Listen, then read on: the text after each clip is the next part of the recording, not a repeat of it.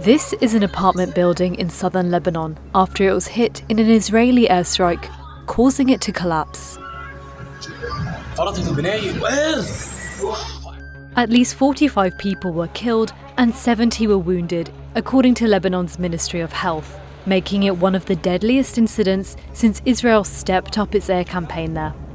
The Israeli military said the building served as a Hezbollah headquarters and that the strike killed one of the group's commanders and several operatives.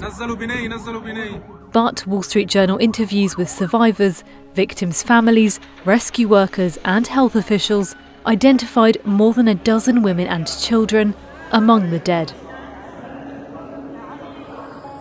Survivors of the strike told me that they were having lunch. It was a Sunday afternoon.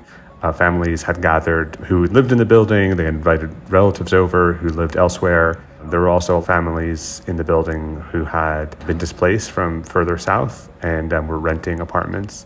We spoke to one man who survived, who had just entered the bathroom when the strike happened. And he said he heard the first explosion, and when the second one hit, the power went out. And that's when he was stuck under the rubble of the building. Rescue workers were still pulling bodies from the collapsed building 2 days after the strike. At least 16 of the dead were women and children, according to Wall Street Journal reporting. الله دخيل اسمه كتب لي الشفاء إلي ولابني تعورنا طلعنا طيبين خسرني بنتي ومرتي خسرني بيتي صرت مشرد أنا شو بدي أقول لك بثواني تغيرت حياتي كلها. Israel says its strikes in Lebanon are targeting Hezbollah fighters, weapons and infrastructure. The US-designated terrorist organisation began launching rockets and missiles into Israel as a show of support for Hamas after the militant group's October 7th attack.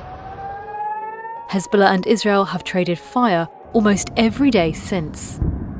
The IDF is operating against Hezbollah with a clear goal to remove the threats to Israeli civilians and enable all residents to return to their home in Israel in safety and security. Some el-Delb residents told the journal they knew there was a Hezbollah official living in the building, but in their view, he wasn't senior enough for Israel to target. We asked the Israeli military what the target was, and they told us that it was the head of the Saida compound, which seems to indicate the local military leader of Hezbollah, although it's not entirely clear from their description who that was. Ahead of some of its recent air raids in Lebanon, the Israeli military has issued warnings to residents of specific buildings.